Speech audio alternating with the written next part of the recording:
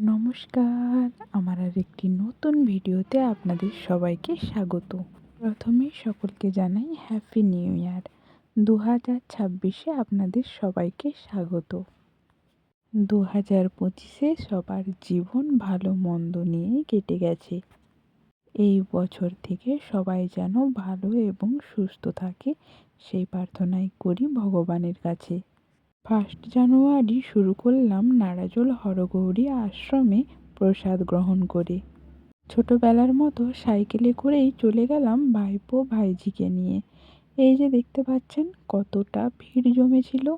এত লোক, অনেক কষ্টেই আমাদেরকে ভিতরে প্রবেশ করতে হয়েছিল। তারপরে একটু কীর্তন দেখে খাবার লাইনে গিয়েছিলাম। ব্যাস, এই যে দেখুন নাড়াজোল হরগৌরী আশ্রমের ভিতরটা। আশ্রমের ভিতরে মহারাজের একটা মূর্তি তৈরি করা ছিল। আজকে দেখলাম তিনি স্বয়ং নিজেই এসেছেন। এই যে বাচ্চারা তাকে গোলাপ ফুল দিচ্ছিল। আর আমি ভিডিও করতে পারিনি সামনে থেকে, এতটাই ভেজাল ছিল, তাই জানালা দিয়ে আপনাদের দেখালাম। ওই দিনের ওইটুকু ভিডিওই করেছিলাম, সেই কারণে ভিডিওটা আপলোড করিনি। পরের দিন ছিল আমাদের বাড়িতে সবাই মিলে পিকনিক, ডিমের ঝোলের ফিস্টি। না, শুধু ডিমের ঝোল না, বাঁধাকপির রান্নাও ছিল। বৌদিরা সবাই মিলে রান্না করে খাইয়েছিল। কতগুলো ডিম দেখেছেন? একটা পাতা ডিম সবগুলোই সিদ্ধ করতে বসানো হয়েছিল।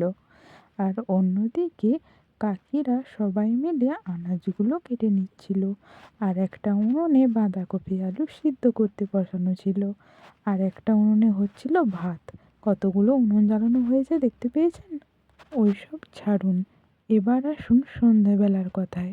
সন্ধেবেলা এতই খিদে পাচ্ছিল, একটা ডিম ভেঙে ময়দায় গুলিয়ে পেঁয়াজ আর গাজর আর কাঁচা লঙ্কা দিয়ে ভালো করে মেখে কড়াইতে একটু তেল দিয়ে রুটির মতন বানিয়ে নিলাম।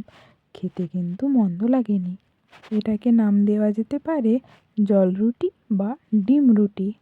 আজকের ভিডিওটি এই পর্যন্ত। ভালো লাগলে লাইক, কমেন্ট, শেয়ার করতে ভুলবেন না কিন্তু। ধন্যবাদ, শুভরাত্রি, সবাই ভালো থাকবেন, টাটা। দেখা হচ্ছে নেক্সট ভিডিওতে।